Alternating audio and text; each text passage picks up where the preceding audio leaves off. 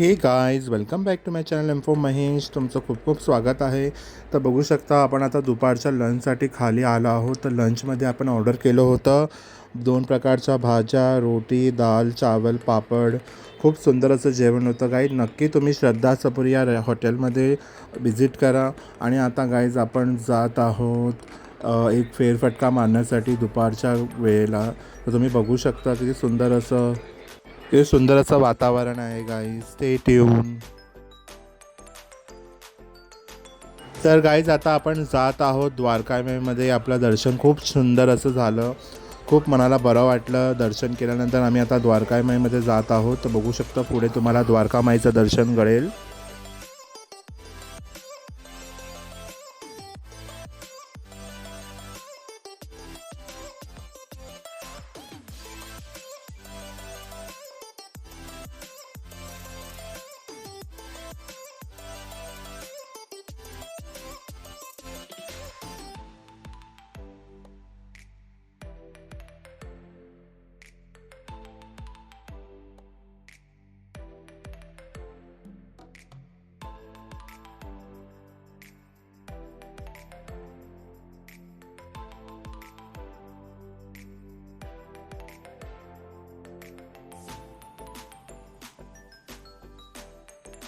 तर गाईज आपण आता पोचलो आहोत द्वारकामाईमध्ये. आणि तिथे आपण तुम्ही बघू शकता चावडी आहे. चावडीमध्ये आपण दर्शन घेतलं. इथेच बाबा सगळ्यांचे न्याय करत होते चावडीमध्ये.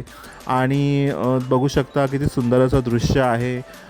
द्वारकामाईमध्ये तुम्ही बघू शकता तिथे धूर कसा बाहेर येत आहे. म्हणजे बाबा सगळ्यांना आशीर्वाद देत आहे असं वाटत होतं. गर्दी मात्र खूप होती गाईज, पण दर्शन खूप सुंदर झालं. दुपारचा वेळ होता म्हणून काही वाटलं नाही. लवकरात लवकर दर्शन झालं. आमचं सुंदर असं दर्शन झालं. देवाचरणी एकच प्रार्थना होती की देव सगळ्यांचं भलं करो, सगळ्यांना खुश ठेवो. हीच देवाकडे इच्छा होती. आपण जेव्हा साक्षात देव समोर येतात तेव्हा आपण देवासमोर काहीच मागू शकत नाही. फक्त डोळे भरून आपण त्यांना बघू शकतो आणि आपण ती मेमरीज घेऊन जाऊ शकतो. आणि अशा प्रकारे तुम्ही बघू शकता खूप गर्दी होती. सगळेजण आले होते. मला वाटतं हरिश्चंद्र सनातनी धर्म जे गुरु आहेत त्यांच्या कथेमुळे सगळे आता आपापल्या देवाकडे आपल्या धर्माकडे वळून सगळं देवाची पूजा करत आहेत. 31ला तुम्ही गाईज बघू शकता गर्दी केवढी आहे. तर गाईज हे आहे आवळ्याचं झाड. मी तिथून जात असताना मला तो आवळा दिसला. तर मी त्या बाईंना विचारलं मला आवळा हवा आहे करून. तर त्या बोलल्या तुम्ही आतमध्ये या, हे बायजाबाईंचं घर आहे. तर त्या आवळ्यामुळे मला हे त्यांचं दर्शन झालं.